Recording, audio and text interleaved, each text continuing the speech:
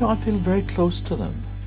First of all, you know, virtually every Irish person has a connection with the US, whatever it might be. In the case of many Catholics, for example, a connection that went back in many cases to the famine or the succession of famines in the first part of the 19th century, the 1830s, and of course into the 1840s, predominantly 1847.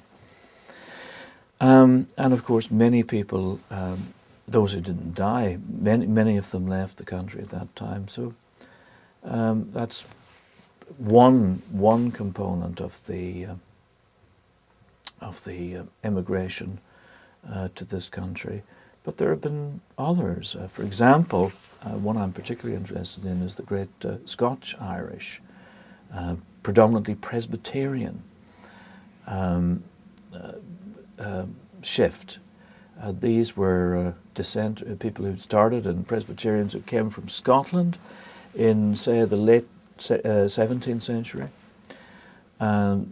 mid to late 17th century, spent roughly speaking 100 years in Northern Ireland, found themselves coming under some oppression there actually also, and then moving on to this part of the world in the roughly, let's say, the first half of the 18th century, the early 1700s, 1740s.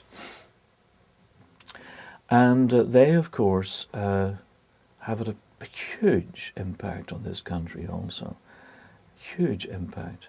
And, some of it perhaps a little troubling in its way. I mean, I think that in many cases they were at the forefront of the genocide of the native peoples. Not something we want to think about in this country too much.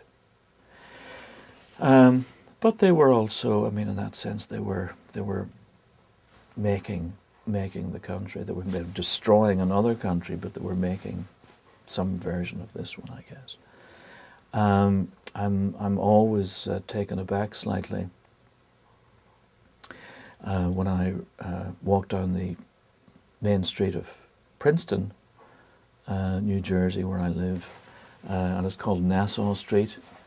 And it's a street, of course, that's named after Prince William of Orange and Nassau, who was not necessarily one of our great heroes on my side of the house, as it were, back home, since it was he himself who overcame James at the Ochram and the Boyne and the great defeats of the Catholic armies. But there he is, and that town was named after him when he was Prince William, Princetown. And the university has a strong Presbyterian background, I mean, less to the fore now, but it was set up by Presbyterians. And indeed, one of the presidents of Princeton in the early to mid 19th century, James McCosh, came from what was my old university in Belfast.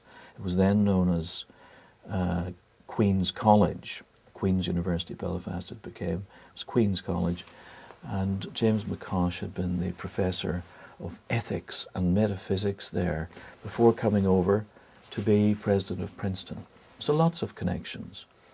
The canal near which I live in New Jersey, the Delaware and Raritan Canal, dug by Irish navigational canal workers, Irish navvies, so probably speaking Irish, singing their songs in Irish.